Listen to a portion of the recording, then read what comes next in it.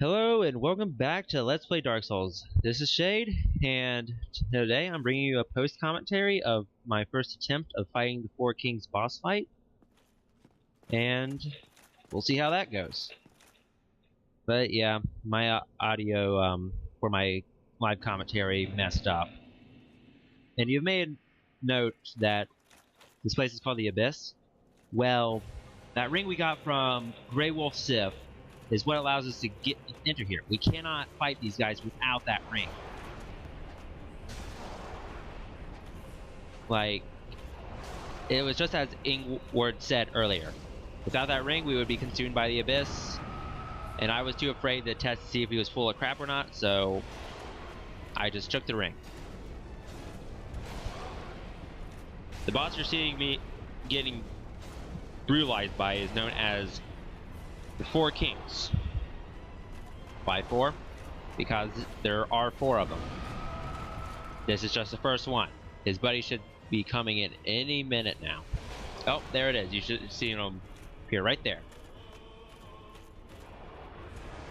But yeah, these guys, they're scary. For the most part, only one of them will fight you directly, while the others just kind of float around and maybe shoot a projectile or two. And as you can see, I'm pretty much failing this boss fight. And I'm dead.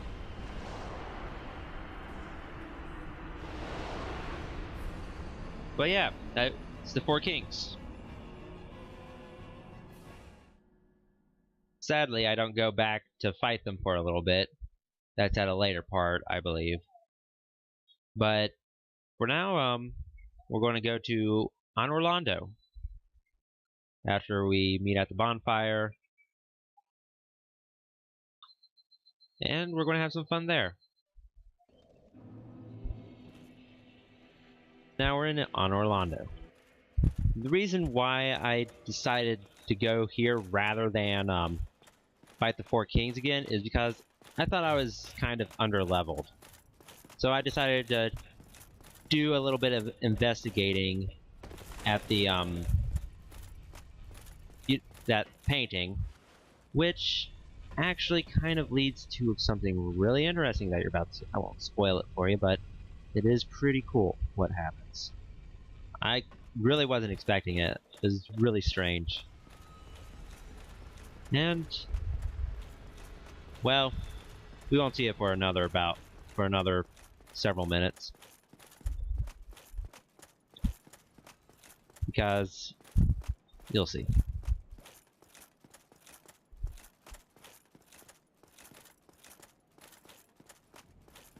But yeah, I decided to go questing rather than fight the Four Kings because the Four Kings are jerks. They really are. That homing projectile, though it's slow, it really pressures you and it deals a lot of damage. If you block it, it's pretty much takes a good chunk of your health, and it's better to dodge it. But if you're in this, like, what I like to call this sweet spot of the Four Kings, you well, you get hit by the blade and that thing hurts a lot. It is probably one of the most damaging attacks they got, and it's their basic attack. But if you're up close to them, like right up in their face, they'll pretty much smack you with the hilt and you won't really care much. As you can see, we just found a another bonfire. This would have been useful for me because it would have saved me all those walks while trying to cross that friggin' catwalk with those two frickin' archers. Then you got the Ring of the Sun's Firstborn. Not sure what that does. I never really look into it. We just kind of go in there and then we kind of leave. I do wonder if there's some significance to it though, but probably isn't. Considering we didn't find anything of interest or value.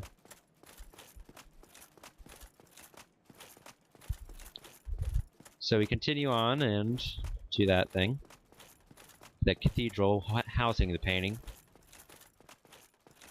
But I decided to take a look around the area, kind of see what's going on.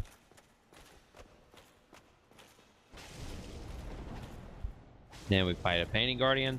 We kill him in 2 hits. I take a look at the ceiling.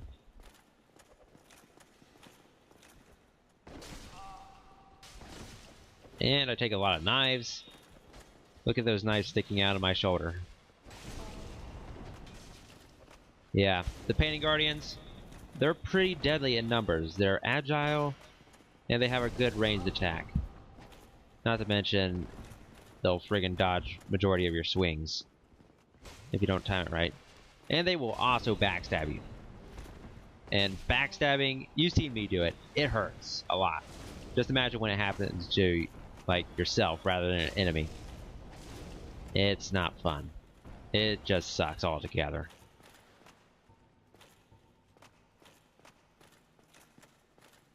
So we continue forth and kill more painting guardians with our pyromancy.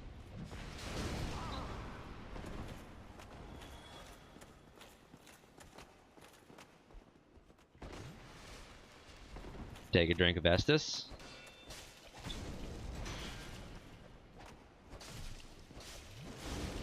And we kill 2 guardians in 1 swipe. There's a knife in my back. I don't know how I'm able to walk.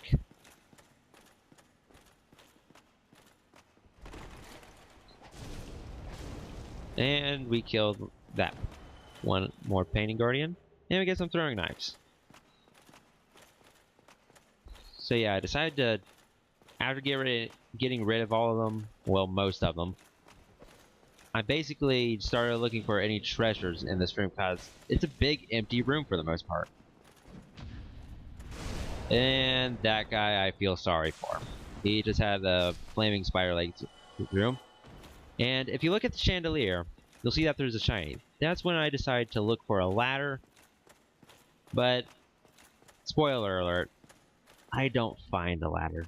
There's no ladder. So I end up taking the longest way around. And trust me, it is not that exciting. After wandering around this godforsaken area for about 5 or so minutes, and claiming that shiny over there in the corner, which is a great sword and a black iron great shield. There, you can see the shiny much more clearly. I decided to go for that shiny.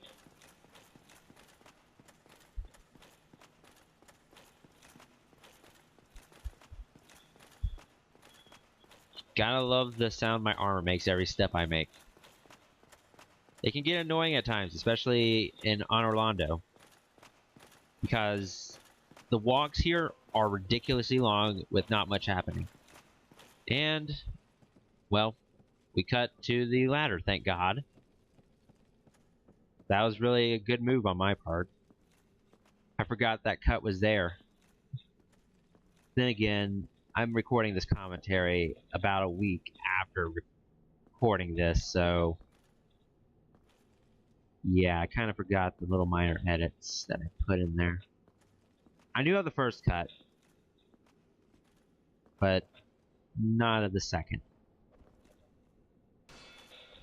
And here we are, fending off some throwing knives.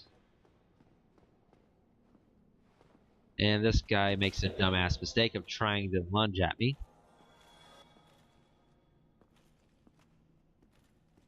You've seen how well that went. And then we make it to the chandelier. And this is funny. I just decided to smack the chain. And it drops onto the ground and crashes with a spectacular sound. And then we continue walking across the catwalk.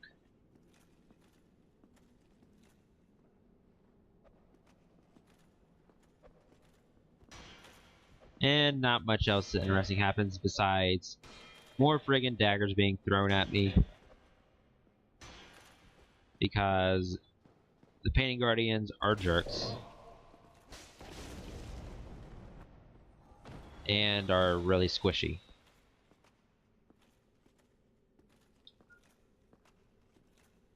Ah.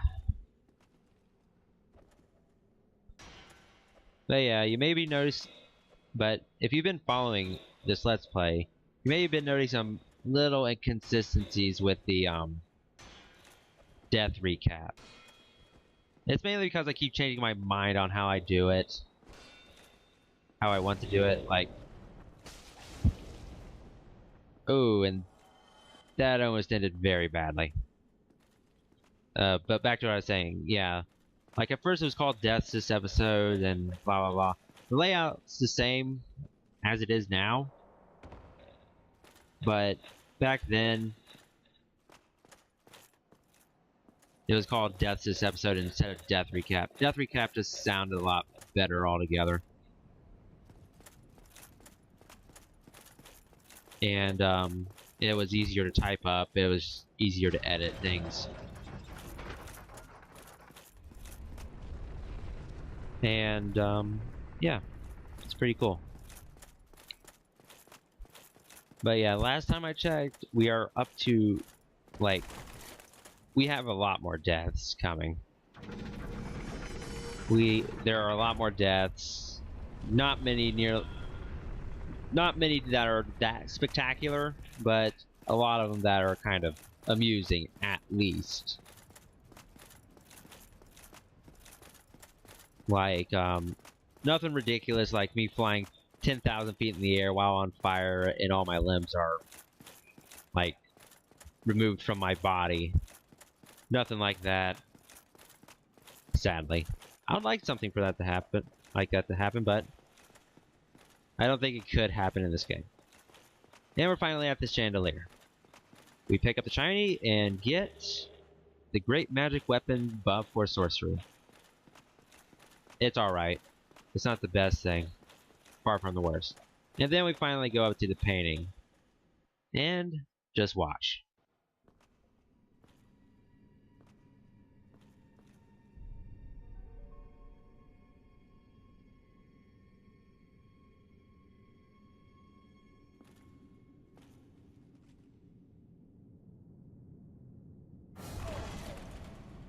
What's going on? Yes, my friends, that just happened. We just pulled a Super Mario 64. We jumped into the painting, and now we're in the painted world of Arianis. This place, looking back, I can say that it's a pretty cool place. It's not that dickish, although it can be. But I can see how a lot of people would overlook this, because after completing this area, I did some reading. And the only way you can get in there is you need the peculiar doll that we found at the Undead Asylum a while back.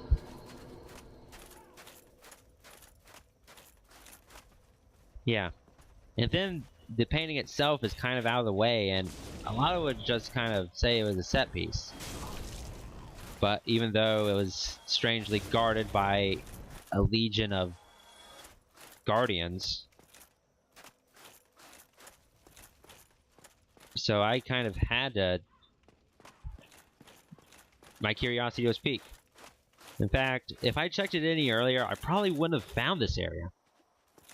So I'm glad I went back to the Undead Asylum when I did, because we would have missed this. And this area is pretty cool. Kind of unsettling, and a lot of the enemies, I'm going to say, are kind of gross. Well, you'll see what I mean by gross. Those things. Look at them. What's with their heads? What is with their heads? It's like all swollen and disfigured. and discolored. It's really gross. But thankfully they give a healthy amount of experience. I mean, to the Halo fans out there, they look like the friggin' flood carriers. They really do. Like, whenever you kill one, you kind of expect them to explode into a lot of the little flood infection forms or spores or whatever you call them. I call them infection forms or bugs because they kind of resemble them. But enough of Halo. This isn't Halo. This is Dark Souls. These zombies do not explode into little bugs. They just breathe fire, look hideous, and smack me with torches.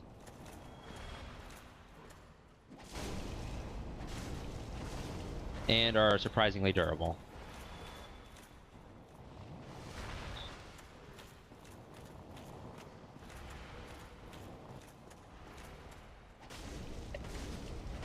But not much else to say about these guys, except that they're disgusting. That guy almost got me. He almost got me, but he didn't. And behold, possibly one of the mini boss of this area, we'll call it, because that's what it is. When we get close, it will awaken. And that, my friends, is an undead dragon.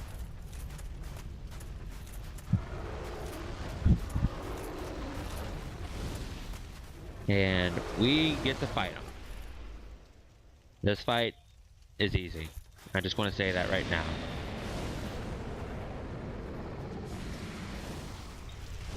The dragon himself is useless in a fight. He pretty much just vomits poison over and over again. And as you can see, I'm recovering from the poison faster than he can breathe it.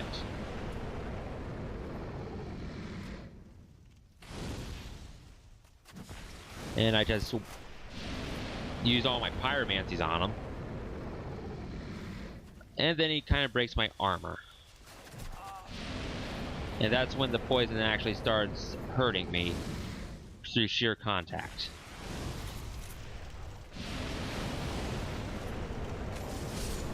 And there's also those guys behind me, and I actually get poisoned.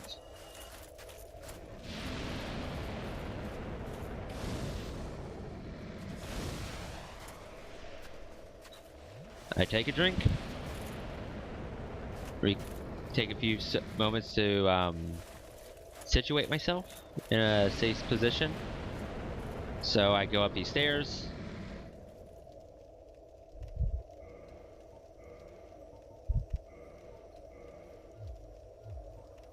And then I cure myself and I pull out my trusty crossbow. Oh, wait, no. I don't pull it out just yet. I think about going in there with the sword.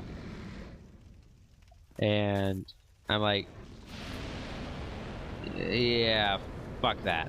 I'm just going to throw fireballs at him. And pull out my crossbow. Yep. Here it is. I get my trusty crossbow. With 136 bolts, I continue firing.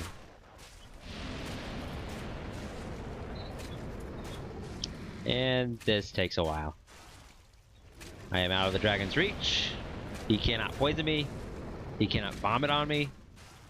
And I can just sit here and poke him until he dies.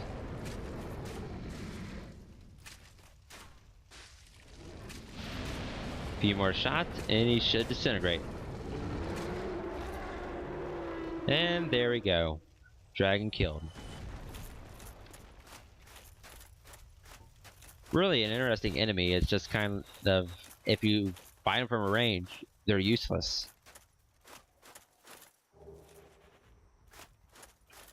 And why didn't I pick up that thing back there?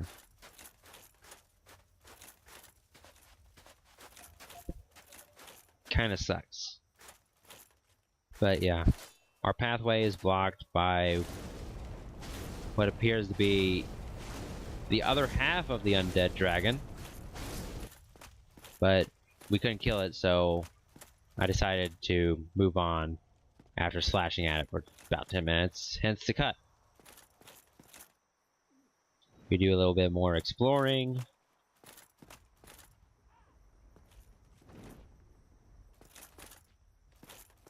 And not much else. And then we're about to see some really interesting looking enemies. That, my friends, is the Crow Demon. It looks like a naked person with the head and wings of a crow. And the sound they make is just awful. I mean, just listen to it.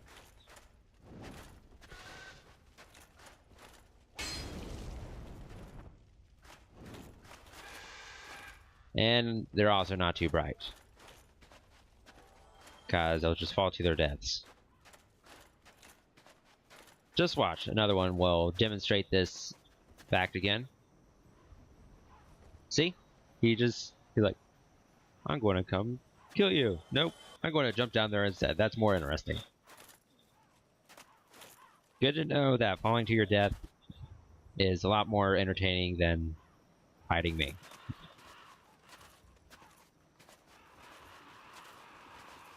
And up here, we retrieved the red sign soapstone, which again is an online item, so we don't really use it. We aren't online. I don't know how that one invasion happened. I'm not counting it, although I am keeping the +1 in the death recaps in case you want to count it.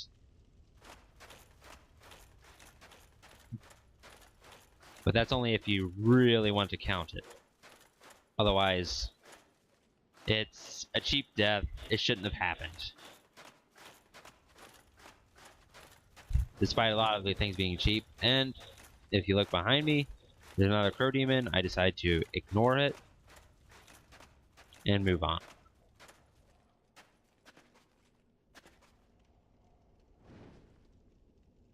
And that Crow Demon there surprisingly doesn't fall to his death, but he does fall down to a pit where he can't get me.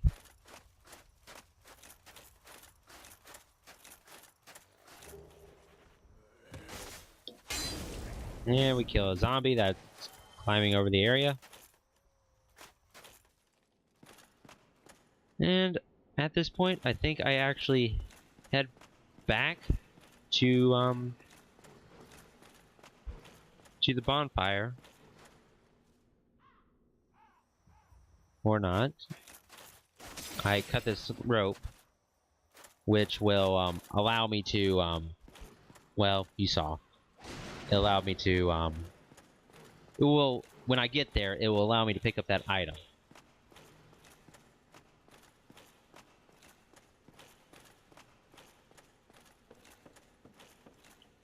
And, this world, this area, I should say, has a whole lot of goodies in it.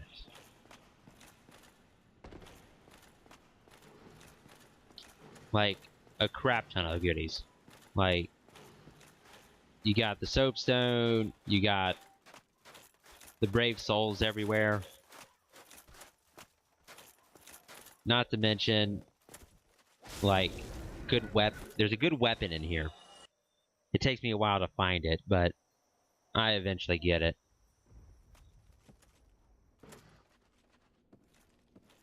There's also there's a whole bunch of things in here. I won't spoil it for you. It's in the next part, but yeah, I spend a lot of time here. Not too much time too where it's painful like I did in Undeadburg. Or on Orlando Part 1. In case you remember that nightmare. Stupid ghosts. How was I supposed to know I wasn't supposed to be there yet? Oh well, live and learn. And now you get to see me fail for a few minutes while trying to get the rope cut there.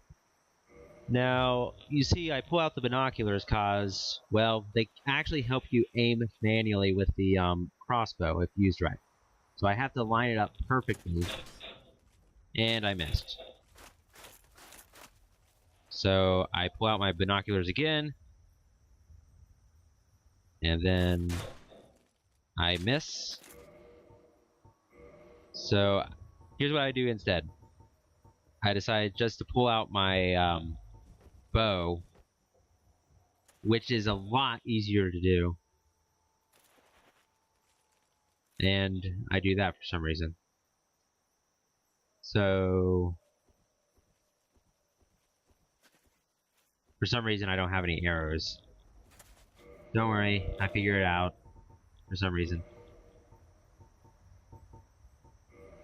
I pull out the composite bow instead. Because apparently heavy arrows are not compatible with the black bow that I normally use.